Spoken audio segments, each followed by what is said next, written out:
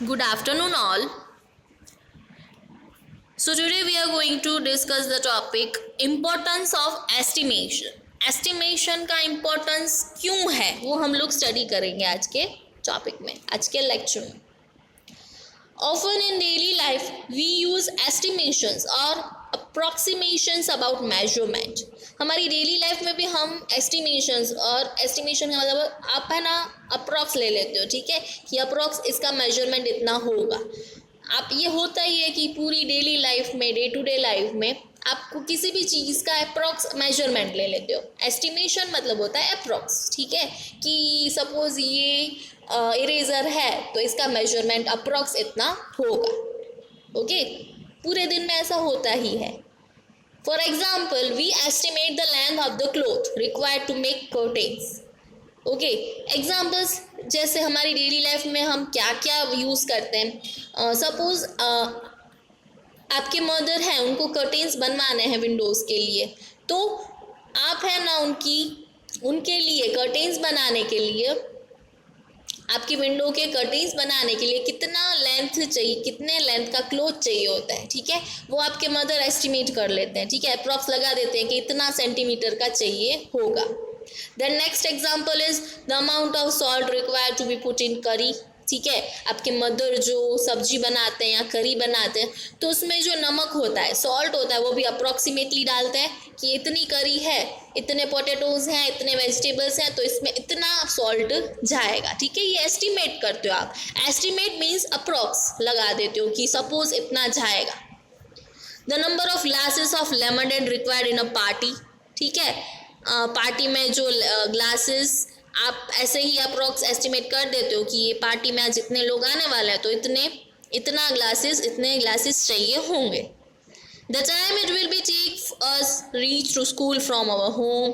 ठीक है, आप स्कूल से घर तक कितनी देर में पहुंचते हो वो भी आप एस्टिमेट करते हो. So estimation is a rough calculation of quantity और extent of value of something. Estimation का मतलब क्या होता है? Rough calculation. ठीक है, रफली आप आइडिया लगाते हो कि मुझे विंडो के लिए कर्टेन बनाने हैं तो विंडो की लेंथ इतनी है तो इसके लिए मुझे इतना क्लॉथ चाहिए होगा कर्टेन्स के लिए. ठीक है, तो ये सारी आपने क्या रफ कैलकुलेशन लगाई. आप एकदम श्योर नहीं होगे कि मुझे इतना ही क्लॉथ चाहिए कर्टेन्स बनाने के लिए, राइट? तो एस्टिमेशन मतलब रफ कैलकुलेशन होती है किसी भी क्वांटिटी की या किसी भी चीज़ की. We use estimations when it is not possible to measure easily और when exact measurement is not required. हम लोग एस्टिमेशन करते क्यों हैं? तभी करते हैं जब हमको ज़रूरत नहीं लगती कि मेजर करने की, और हमें ऐसा लगता है कि नहीं ये चीज़ तो हम विदाउट मेजरमेंट एस्टिमेट करके कर सकते हैं, तभी आप लोग एस्टिमेशन यूज़ करते हो. On the other hand, a medicine is made using exact measurement of chemicals, otherwise it may harm the person taking it. But दूसरी जगह आप देखो, जब मेडिसिन बनाते हैं उसमें एग्जैक्ट मेजरमेंट चाहिए होता है केमिकल्स का. अगर उसमें आप एस्टिमेशन यूज़ करोगे तो वो आपकी बॉडी के लिए बहुत ही हार्मफुल कर सकता है. इसीलिए ऐसी चीज़ों में आप एस्टिमेशन का यूज़ नहीं कर सकते. उसमें आपको परफेक्ट एग्जैक्ट मेजरमेंट केमिकल्स का चाहिए होता है. Thus, the skill of estimation is important. This skill comes with practice and experience. So, जो एस्टिमेशन की जो स्किल होती है वो एक्सपीरियंस से आती है. ठीक है, सपोज आपके मदर खाना बना रहे हैं, उनको पता है कि इतनी करी है तो इसमें इतना सॉल्ट जाएगा.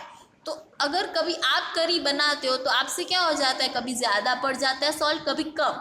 तो ये चीज़ कब सही होगी? प्रैक्टिस से, एक्सपीरियंस से. आप जितनी बार प्रैक्टिस करोगे आपकी करी बनाने की, उतनी बार ही आपका एस्टिमेशन धीरे धीरे सही होता जाएगा. फिर एकदम परफेक्ट सॉल्ट आप डाल पाओगे, ठीक है, आपके मदर की तरह. तो एस्टिमेशन के लिए अगर आपको ऐसा लगता है कि आपको एस्टिमेशन की स्किल चाहिए तो उसके लिए आपको प्रैक्टिस और एक्सपीरियंस बहुत ज़रूरी होता है. ओके, सो ये था एस्टिमेशन. ओके, एस्टिमेशन में फिर से एक बार शॉर्ट में बता दूं, estimation means it is a rough calculation of any quantity और anything. Okay, so next topic is rest and motion. We see many things when we look around classroom. All these things do not appear to move. They are said to be at rest. Okay,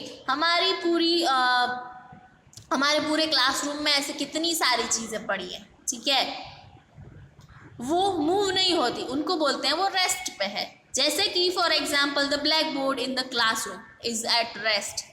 जो चीज़ move नहीं कर रही है उसको आप बोल सकते हो कि वो चीज़ रेस्ट में है. जैसे कि आपके क्लासरूम में जो ब्लैक बोर्ड होता है वो मूव करता है कभी भी? नो. सो जो ब्लैक बोर्ड होता है वो रेस्ट पे होता है. The teachers table does not move from its place and can be regarded at rest. जो टीचर्स का जो टेबल होता है वो भी अपने आप मूव नहीं करता, तो वो भी रेस्ट पे होता है.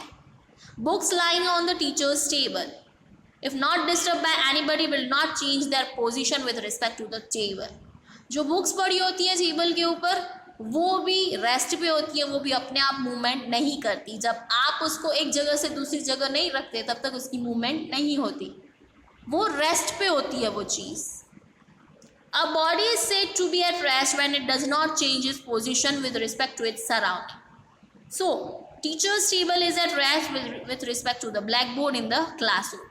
आपकी जो खुद की बॉडी होती है वो भी रेस्ट पे होती है जब तक आप अपनी बॉडी की पोजीशन चेंज नहीं करते, तब वो मूवमेंट कहलाती है. लेकिन जब तक आप अपनी बॉडी की मूवमेंट चेंज नहीं करते तब तक आपकी बॉडी रेस्ट पे होती है. Also the books on the teachers table are at rest with respect to the table itself. जो बुक्स पढ़ी है टीचर्स टेबल पे वो भी रेस्ट पे हैं.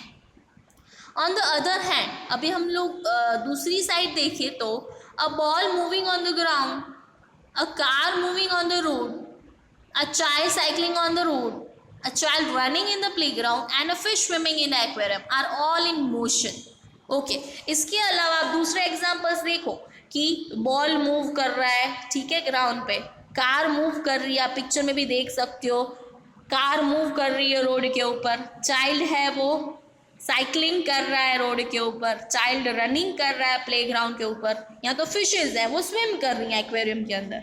ये सारे आप पिक्चर में देख सकते हो एग्जाम्पल्स. तो ये सारे एग्जाम्पल्स मोशन के हैं. मोशन का मतलब होता है मूवमेंट. ओके, ये सारी चीज़ें मूवमेंट हो रही हैं. जो चीज़ें मूवमेंट नहीं करती उनको आप बोल सकते हो ये चीज़ें रेस्ट पे है. जो मूवमेंट करती हैं वो मोशन कर रही हैं. Okay, a body is said to be in motion when it changes its position with respect to its surrounding.